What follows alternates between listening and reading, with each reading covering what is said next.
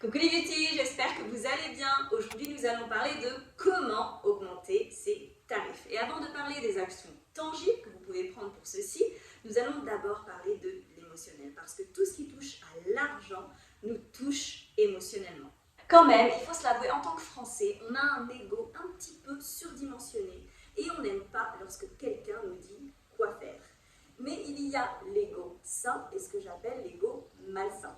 L'ego malsain va lui être destructeur parce qu'il va nous tirer vers le bas. Et qu'est-ce que va faire l'ego malsain? Eh bien, il va faire en sorte que nous ne gardons pas l'esprit ouvert et surtout de ne pas changer notre façon de faire. Il faut savoir que lorsque l'on parle d'argent, nous avons tous des blocs, on appelle ça en anglais, ce sont des blocages énergétiques. Il est important pour vous de comprendre d'où viennent ces blocages.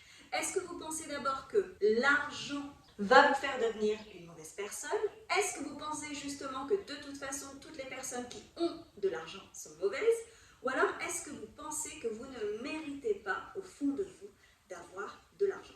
Un bon moyen pour vous de savoir quel est votre bloc, c'est lorsque je vous ai indiqué ces phrases, laquelle a fait susciter quelque chose en vous. Parce que sans comprendre quel est votre blocage par rapport à l'argent, il sera impossible pour vous de régler ceci et surtout de pouvoir augmenter vos tarifs. Cela est extrêmement important parce que le bon tarif, ça sera le tarif qui est en accord avec vous-même. Ce qui explique que dans la même rue, vous allez avoir deux chartistes, l'une va gagner beaucoup plus que l'autre parce que ses tarifs vont être beaucoup plus élevés alors que son travail ne sera pas forcément meilleur.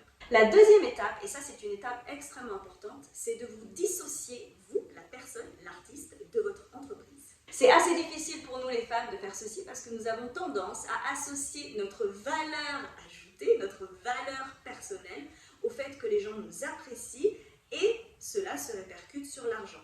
On a peur de faire payer les clientes un certain prix parce qu'on a peur de la manière dont elles vont nous voir, on a peur de ce qu'elles vont penser de nous. Sauf que si vous vous dissociez, vous la personne de votre entreprise, vous allez vite comprendre qu'en fait, ce n'est pas vous qui prenez l'argent, c'est votre entreprise. Et ça, c'est extrêmement important de le comprendre parce qu'en fait, pour la plupart d'entre nous, la chartiste, on est souvent les toutes premières entrepreneurs de notre famille. Je sais que c'est le cas pour moi et en fait, cela veut dire que toutes les fois d'avant, nous avons eu un patron et ce n'est pas nous qui encaissions l'argent, c'est le patron qui encaissait l'argent et c'est ce patron-là qui nous donnait l'argent. Sauf que là, quand on devient la chartiste, c'est nous directement qui prenons l'argent de la main à la cliente. Et c'est là où ça pose problème.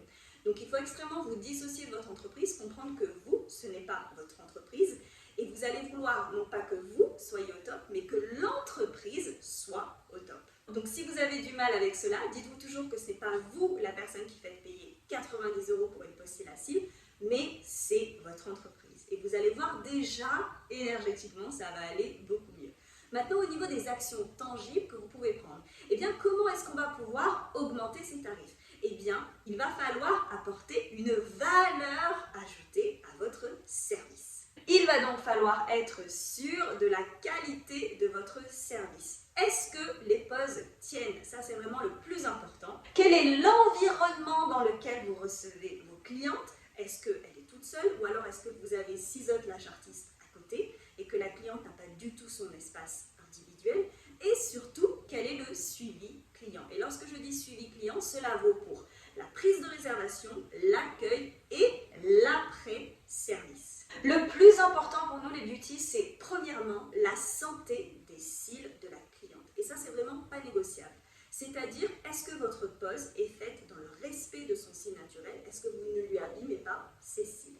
Si c'est le cas, le deuxième point important, c'est est-ce que les extensions tiennent? Ça va être vraiment les deux points importants pour fixer votre tarif et non pas le prix des concurrentes de votre ville. L'esthétique de la pose, bien évidemment, joue, mais vous savez que l'esthétique de la pose va être superficielle. Voilà pourquoi certaines clientes vont adorer du 15 en cataille et que d'autres non. À partir du moment où ces deux éléments-là sont respectés, il n'y a aucune justification pour que votre pose de cils à cils ne soit pas au minimum à 70 € et que votre pose volume russe soit inférieure à 100 €. Ça, c'est hors de question.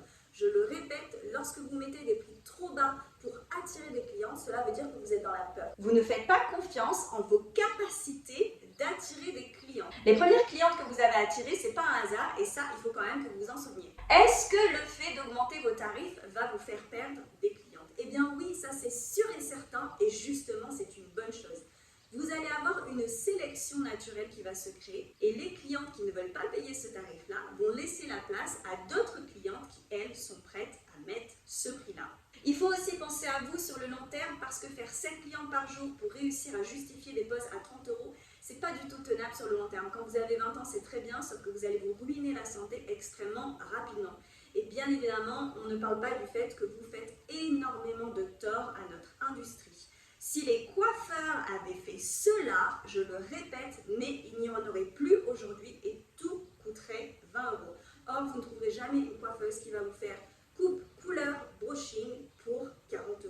Ça, c'est impossible. Donc voilà les beauty, augmentez vos tarifs, ajoutez de la valeur à votre travail, à la qualité de votre travail. Si vous avez des questions par rapport à ça, vous savez que je suis là et je vous retrouve la semaine prochaine.